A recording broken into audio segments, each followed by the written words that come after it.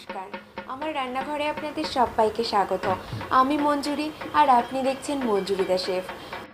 আজ আমি আপনাদের জন্য নিয়ে এসেছি মহানবমীর মহাভোগের রেসিপি, নিরামিষ পাঁঠার মাংস। এটি একটি বনেদি বাড়ির ঐতিহ্যপূর্ণ ট্রেডিশনাল রেসিপি। চলুন রান্নাটা শুরু করা যাক। নিরামিষ পাঁঠার মাংস তৈরি করতেই প্রথমে আমার দু ধরনের মশলা তৈরি করতে হবে। প্রথমেই একটা তাওয়া গরম করে তাতে আমি দিয়ে দিচ্ছি 2 টেবিল স্পুন মতন গোটা সাদা জিরে আর 2 টেবিল স্পুন মতো গোটা ধনে। এটাকে একটু ড্রাই রোস্ট করে গ্রাইন্ড করে নিলেই তৈরি হয়ে যাবে এক ধরনের ভাজা মশলা। এখন তৈরি করে নেব একটা শাহি গরম মশলা।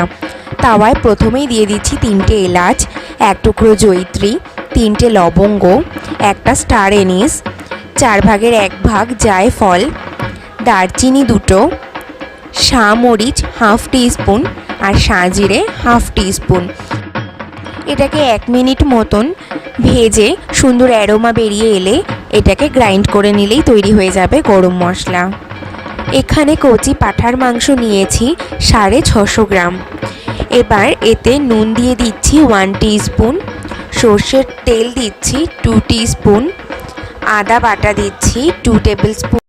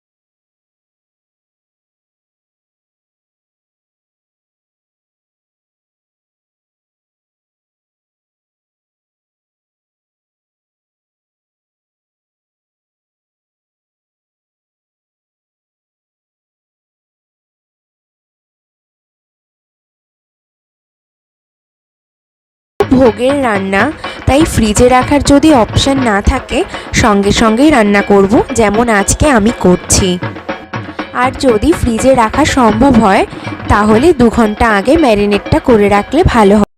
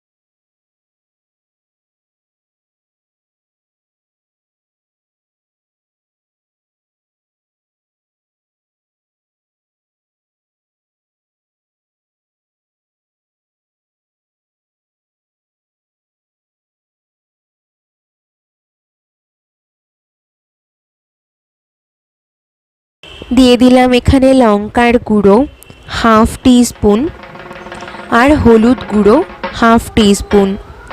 পুরো মশলাটাকেই এখন একটু ভেজে নেব। ভাজা হয়ে গেলে দিয়ে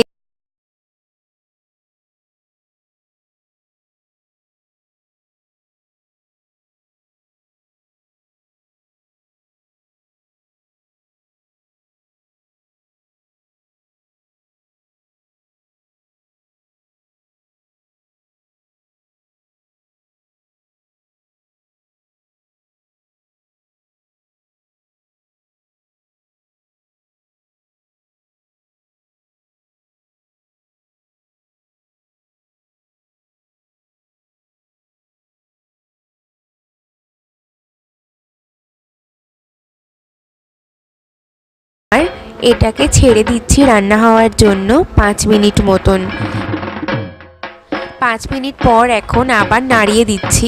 প্রত্যেক 5 মিনিট 10 মিনিট অন্তর অন্তর মাংসটাকে নাড়তে থাকতে হবে, তা না হলে কড়াইয়ের সাথে লেগে যেতে পারে। এখন 15 মিনিট পর আবার মাংসটাকে নাড়ছি। দেখুন কতটা পরিমাণে মাংস থেকে জল বেরিয়েছে। এই জলটা শুকিয়ে যাওয়া পর্যন্ত মাংসটাকে কষিয়ে নেব। আরও 15 থেকে 20 মিনিট পর এখন এর মধ্যে দিয়ে দিচ্ছি স্বাদ অনুযায়ী নুন। নুনটা আমরা ম্যারিনেশনের সময়ও দিয়েছিলাম, তাই সেটা মাথায় রেখেই নুন দিতে হবে।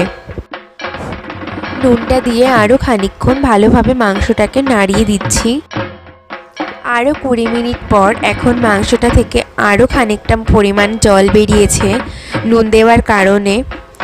এবার এই জলটাকেও শুকিয়ে যাওয়া পর্যন্ত মাংসটাকে কষাতে থাকতে হবে।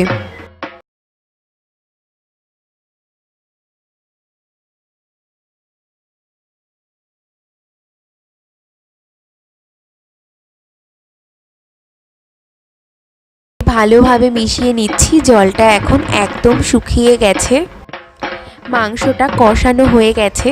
এখন এই চারমগজ আর কাজু বাদাম বাটাটা দিয়েও আরও 5 মিনিট মতন এটাকেও কষিয়ে নেব।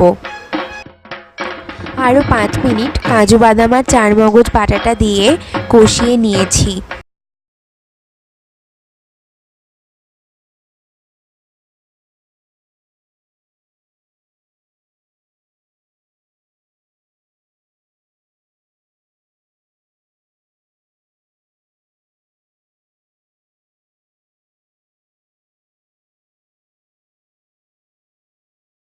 ফুটতে শুরু করেছে।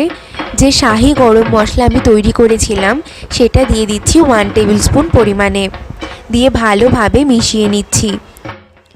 ঝোলটা এখন ফুটতে শুরু করেছে। রান্না আমাদের অলমোস্ট শেষ।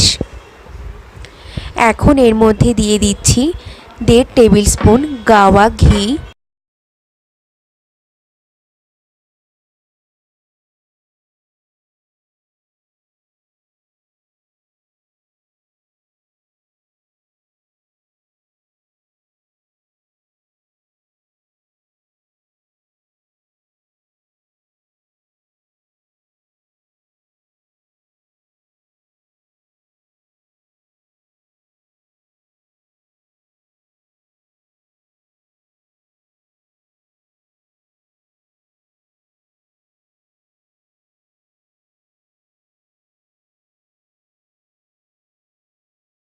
আমরা অনেকেই মায়ের ভোগ খেতে বড়ই ভালোবাসি, কিন্তু মনে ইচ্ছে থাকা সত্ত্বেও ভোগ সবসময় পাওয়া যায় না, কপালে জোটে না আর কি।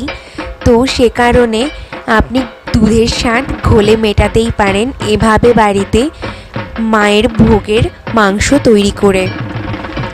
গরম ভাতের সাথে পরিবেশন করুন, নিশ্চয়ই আপনার রসনা তৃপ্তি ঘটবে।